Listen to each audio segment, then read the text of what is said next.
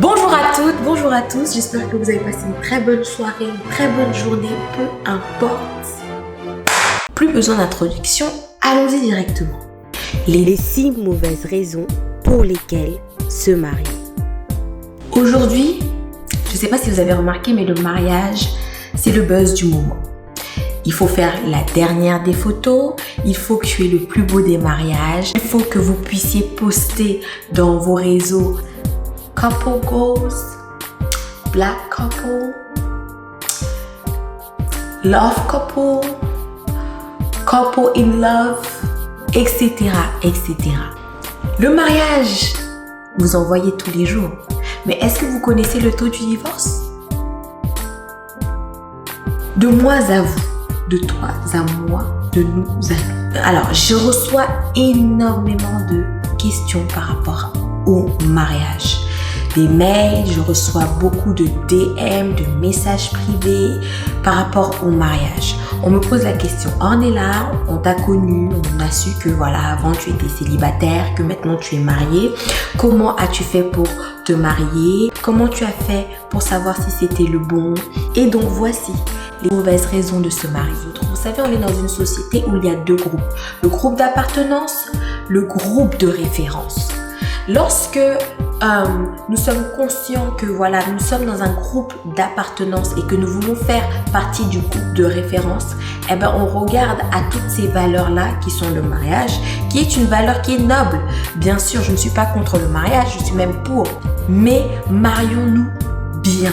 Ne nous marions pas en fonction des gens, ne nous marions pas en fonction de notre âge, mais marions-nous pour de bonnes raisons. Mis à part le fait que voilà, on se pose beaucoup de questions sur notre conjoint, à savoir est-ce que je vais pouvoir perdurer avec cette personne-là. Il y a plein de petits sous-thèmes, plein de petites sous-questions qui sont là, comme pourquoi je veux me marier, pourquoi suis-je pressée de me marier, pourquoi il est important pour moi de me marier, pourquoi je choisis cette personne pour me marier. Allez, commençons par la numéro 1. On me dit souvent oui. Lorsque je vais me marier, je vais être heureuse. Ce n'est pas parce que tu te maries que tu es heureux. Ça ne va pas ensemble. Donnez-moi même un passage biblique qui dit que lorsque on se marie, nous sommes heureux.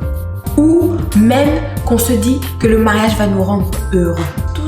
Toutes ces pensées, c'est parce que nous avons tout simplement été formatés par la télévision, par les films d'Hollywood qui nous font comprendre que voilà, lorsque on se donne au mariage, nous sommes heureux.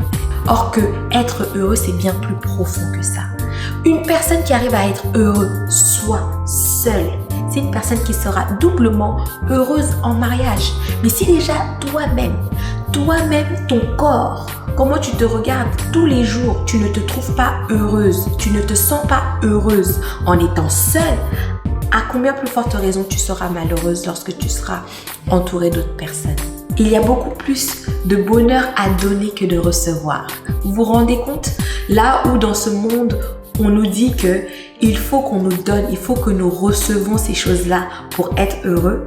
Les Écritures, elles nous disent qu'il y a beaucoup plus de bonheur à donner aux autres que de recevoir. Que ça soit en amour, que ce soit en amitié, que ça soit professionnel. Il y a beaucoup plus de bonheur à donner. Tu imagines? Dos. La pression de la famille. Aïe, aïe, aïe, aïe, aïe, aïe, aïe, aïe, aïe, aïe, aïe, la pression de la famille. Ça, c'est quelque chose. Je sais ce que c'est, je suis passée par là. Dès que tu commences à être un petit peu émancipé, on commence à te regarder, on commence à te dire alors, le mariage, les enfants, on commence déjà à te regarder. Inconsciemment, hein, la pression de la famille, nous l'avons toutes. Ah je vois personne à côté de toi. Alors, tu te maries bientôt? Alors, c'est quand le mariage? Y a pas quelqu'un à côté? Tu es venu. Mais t'es venu seul? Y a personne à côté de toi? C'est un grand sujet. Je sens que tu as l'esprit de célibat en toi. Il faut que je prie pour toi parce que je pense que tu as un esprit de célibat. C'est pas normal à ton âge, tu es jolie, tu as tout. C'est pas bon. Il est vrai que pour certaines personnes, elles ont des problèmes peut-être spirituels, qu'elles ont besoin de délivrance par rapport à cela. Mais d'autres personnes, c'est pas du tout le cas. C'est juste qu'elles n'ont pas trouvé la bonne personne et qu'elles ont besoin de temps. Je vais même pas forcément tout énumérer parce que vous connaissez la pression familiale. Surtout dans la culture africaine, dans nos valeurs, dans notre culture, nous pensons réellement qu'à un certain âge, à partir de la vingtaine, il faut se marier pour laisser une empreinte dans le monde dans lequel tu as vécu. Beaucoup de personnes cèdent à cette pression-là et malheureusement, elles font des mauvais choix ou elles se marient trop tôt. Elles n'ont pas compris ce qu'elles sont, elles n'ont pas compris quelle est la valeur du mariage et malheureusement, ça tourne à la catastrophe et ça termine en divorce. 13. Ça y est, je suis trop vieille, il faut que je me marie. Ça y est, t'as dépassé la trentaine. Il est temps peut-être pour toi de te caser. Attends, go back. Je me suis mariée à l'âge de 31. Les gens ne comprennent pas une chose. Lorsque tu te maries une fois. Pour d'autres qui disent que voilà, tu peux te divorcer, tu peux, etc. C'est très bien. Moi, je fais partie de ceux qui se disent que lorsque tu te maries une seule fois. Et quand tu prends cette décision-là, il faut que ce soit une décision qui est non seulement en accord avec les prières que tu as faites pendant toutes ces années où tu cherchais un homme, en sachant que tu veux véritablement que ton Dieu soit à l'intérieur de ce mariage et que sa volonté soit complètement en accord avec la vision qu'il t'a donnée. Et bien plus. My God! Non, il faut que je me marie à 25 ans. Après 25 ans, je pense que c'est assez vieux. Quand j'entends ces phrases-là, je vois ça. Je vois ces personnes-là qui font comme ça en même temps. Et si Dieu il a dit que tu te marieras à 40 ans, tu vas me dire quoi? Ah non, Dieu, tu sais que c'est compliqué. Tu sais que moi, je peux pas me marier. 4. J'ai peur de finir seule. Tu peux être entouré de énormément de personnes. Tu peux être entouré d'un homme H24 et toujours te sentir seule. Si tes réponses aux questions pourquoi je veux me marier sont basées sur toi, sur toi-même, dis-toi que tu n'es pas prête pour le mariage. Tu vas te dire, ok, je me marie avec cette personne parce que j'ai peur d'être seule. Après, tu vas commencer à te dire, oui, mais j'ai peur de la perdre. J'ai peur qu'il me laisse. J'ai peur qu'il me trompe. Et tout ça, en fait, il y aura des questionnements qui vont s'accélérer par la suite.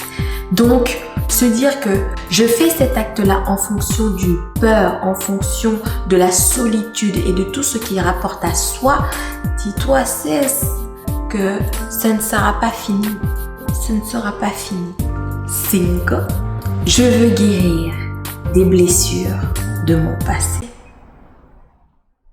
Le mariage va amplifier ce qui est dysfonctionnel en nous.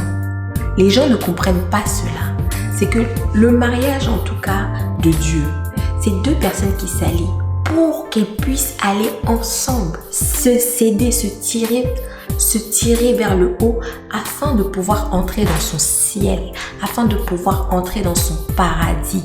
Les gens ne comprennent pas, ils pensent que le mariage c'est juste parce qu'il faut se marier, parce qu'il n'est pas bon d'être seul. Non, il y a aussi un but derrière. Ça veut dire qu'à partir du moment où tu as décidé, où tu as compris que tu vas te marier avec cette personne, sache que cette personne-là sera la personne qui va aiguiser le caractère qui est en toi afin qu'il y ait un changement et qu'il puisse te tirer vers le haut pour aller vers le ciel à travers le Seigneur. Je ne sais pas si les gens ont compris cela. Ce n'est pas seulement s'allier comme ça et se dire voilà, on s'aime. Non, c'est pour se dire que nous sommes à deux et à deux. Nous pouvons avancer, nous pouvons évoluer, nous pouvons changer. Mais beaucoup de personnes se disent que le mariage c'est seulement voilà, il faut qu'on soit compatible et parce que nous sommes compatibles, ça veut dire qu'on peut se marier. Non! Non, cesse! Non, non, non! Parce que ça va révéler ton sale caractère. Ça va révéler encore les faiblesses, les blessures. Ça va révéler toutes ces choses-là. Il n'y a pas plus intime qu'un conjoint. Et dans l'intimité, on souffre. Dans l'intimité, on révèle. On se montre tel que l'on est. Donc quand vous dites que à travers le mariage, grâce à cette personne-là, je vais guérir les blessures du passé. Dis-toi, tu es complètement dans le faux. Tu es complètement dans le faux, ma soeur. Tu es complètement dans le faux. That's a sister talking to another sister. Tu es complètement dans le faux, sis. Lorsque tu penses comme ça, la guérison, ce n'est pas à travers une personne, ce n'est pas à travers un événement, ce n'est pas à travers... Damn, le mariage, c'est pas un diplôme. Like, tada, ça y est, je suis mariée. Donc, comme je suis mariée, tout est effacé. Like, no.